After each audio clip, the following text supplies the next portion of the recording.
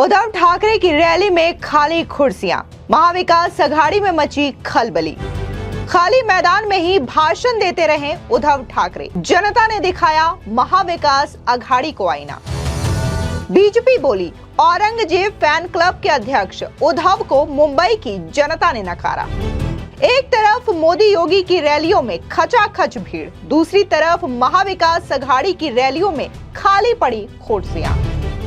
नमस्कार, स्वागत है आपका। आप देख रहे हैं द न्यूज और मैं रानी गुप्ता आपके साथ। महाराष्ट्र में 20 नवंबर को वोटिंग होनी है, लेकिन इससे पहले अगर नेताओं की बयानबाजी देखें या फिर उनकी रैली का सिलसिला देखें, लगातार जारी है। इस बीच आपको बता दें, जहां महायुति और बीजेपी भी ताबड़तोड़ रैलियां कर रही हैं और उनकी रैलियों में आज भीड़ जो है वो खचाखच देखने को मिल रही है। जनता उनको सुनने के लिए मैदान से लेकर के सड़क तक दिखाई दे रही है। तो वहीं दूसरी ओर अगर बात हम महाविकास अघाड़ी की करें तो उनके में यह नजारा उलट ही दिखाई दे रहा है। दरअसल हुआ कुछ यूं है कि उद्धव ठाकरे ने कल मुंबई में रैली की और उनकी रैली की वीडियो सोशल मीडिया पर काफी ज्यादा वायरल हो रही है, जहां पर उद्धव ठाकरे खाली मैदान में ही भाषण देते हुए दिखाई दे रहे हैं। दरअसल आपको बता दें कि इस वीडियो में साफ तौर से देखा जा सकता है कि मंच पर उद्धव ठाकरे मौजूद हैं जो कि भाषण दे रहे हैं, और वहीं दूसरी ओर जब आप मैदान पर नजर डालेंगे तो यहां पर जो कुर्सियां हैं वो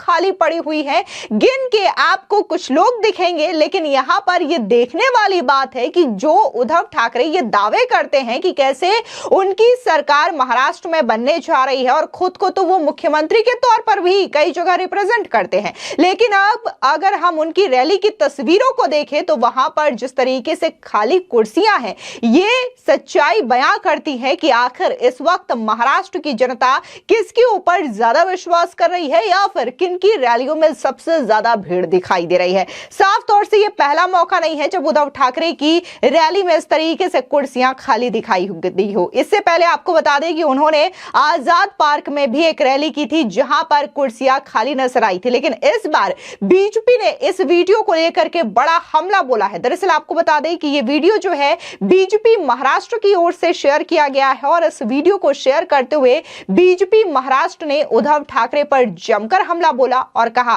कि देखिए कैसे खाली कुर्सियों के सामने उद्धव ठाकरे भाषण दे रहे हैं, क्योंकि सीधे तौर पर ये कुर्सियां इसलिए खाली है क्योंकि मुंबई की जनता ने औरंगजेब फैन क्लब के अध्यक्ष उद्धव ठाकरे को सिरे से नकार दिया है। वहीं दूसरी ओर आपको बता दें कि बीजेपी आईटी सेल के हेड अमित मालवीय ने भी इस वीडियो को शेयर किया है और उन्होंने भी यही वीडियो शेयर करते हुए कहा है कि कैसे महाराष्ट्र की जनता अब उद्धव ठाकरे या फिर महाविकास अघाड़ी को सुनना ही नहीं चाहती है। बस उद्धव ठाकरे को चाहिए कि वो दिल्ली के जो जर्नलिस्ट हैं उनको स्क्रिप्टेड इंटरव्यूज दे, उनके लिए स्क्रिप्टेड बयानबाजी करे, क्योंकि अब उद्धव ठाकरे की बातें तो महाराष्ट्र की जनता नहीं सुनने वाली। इसके अलावा आम जनता भी इस वीडियो को लेकर के कई तरीके की प्रतिक्रियाएं सोशल मीडिया पर देती हुई दिखाई दे रही है और साफ तौर से लोगों का यही कहना है कि एक तरफ देश के प्रधानमंत्री नरेंद्र मोदी जब महाराष्ट्र के चुनावी रैलियों में उतरते हैं तो वहां पर इतना ज्यादा भीड़ देखने को मिलता है, जनता उनके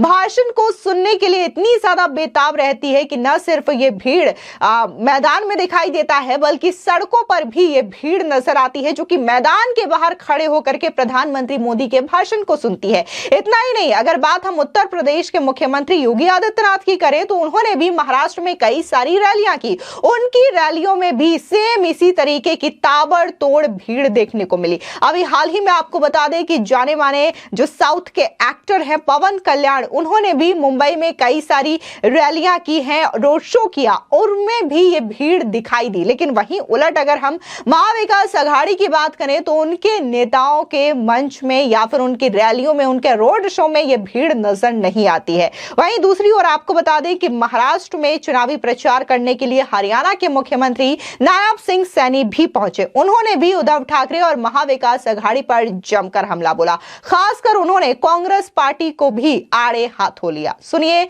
हरियाणा के मुख्यमंत्री नायब सिंह सैनी का ये बयान। देश में दो धाराएं हैं, एक धारा राहुल बाबा लेकर के चले हुए हैं और दूसरी धारा दुनिया के सबसे लोकप्रिय नेता, भारत के यशस्वी प्रधानमंत्री नरेंद्र मोदी जी लेकर के चले हुए हैं। ये निर्णय हमने करना है। 20 तारीख को वोटिंग है। 23 तारीख को जब रिजल्ट आएगा, मैं आज बड़े विश्वास के साथ ये बात कह रहा हूं। मैं पिछले 2 दिन पूना में रहा, बॉम्बे में रहा। मैं लोगों की जो आवाज है उस आवाज के ऊपर बोल रहा हूं। 23 तारीख को जब रिजल्ट आएगा, कांग्रेस पार्टी लीलावती के इमरजेंसी में एडमिट हो जाएगी, उसका सुपड़ा साफ हो जाएगा। भाई, कांग्रेस ने कहा था हम हर वर्ष 1 लाख युवाओं को रोजगार हिमाचल सरकार में देंगे। भाइयों, मैं आपको बताना चाहता हूं, 2 साल वहां पर सरकार को हो गए हैं, एक भी महिला को 5 पैसा नहीं दिया, एक भी युवा को रोजगार नहीं दिया और एक भी यूनिट बिजली का फ्री नहीं दिया। उल्टा बिजली के दाम बढ़ा दिए। वहां के मुख्यमंत्री का बयान आता है कि जो कर्मचारी लगे हुए हैं उनको सैलरी देने के लिए भी मेरे पास बजट नहीं है। भाई, ये झूठ बोल करके ये कांग्रेस के लोग वोट ले गए।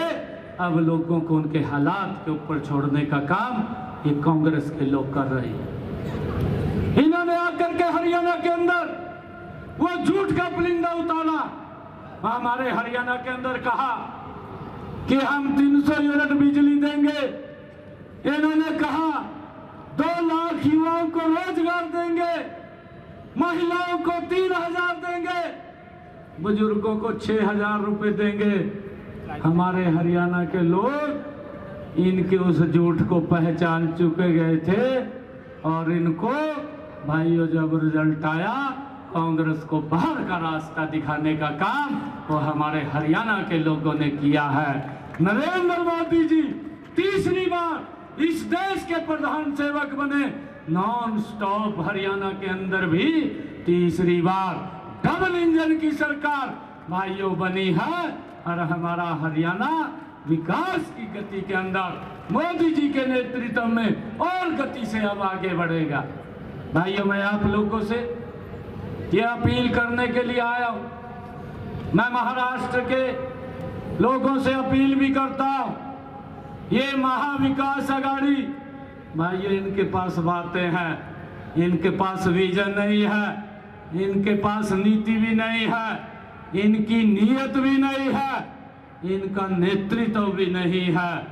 भारतीय जनता पार्टी एनडीए के पास नीति भी है, नीयत भी है, दुनिया का सबसे ताकतवर भाइयों नेतृत्व भी है और ये महाराष्ट्र डबल इंजन को लेकर के और गति से आगे बढ़ेगा और हमने मिलकर के ये संकल्प लेकर के जाना है कि यहाँ से जब 23 तारीख को रिजल्ट आए, भारतीय जनता पार्टी एनडीए की सरकार, डबल इंजन की सरकार भाइयों दूसरी बार महाराष्ट्र के अंदर ये बने। ये अपील आप लोगों के बीच में करने के लिए आया। आपको बता दें, जिस तरीके से उद्धव ठाकरे की रैलियों में कुर्सियां खाली हों या फिर महाविकास आघाड़ी के अन्य नेता, फिर चाहे वो राहुल गांधी हों या फिर शरद पवार हो, इनकी रैली में भी सेम यही कंडीशन देखने को मिलती है। और इन चीजों को लेकर के ही आप बीजेपी और भी ज्यादा आत्मविश्वास से भरी हुई नजर आ रही है कि महाराष्ट्र में महायुति की सरकार बनने से कोई नहीं रोक सकता, क्योंकि अब तो जनता का रिस्पॉन्स भी महायुति की ओर ही देखने को मिल रहा है।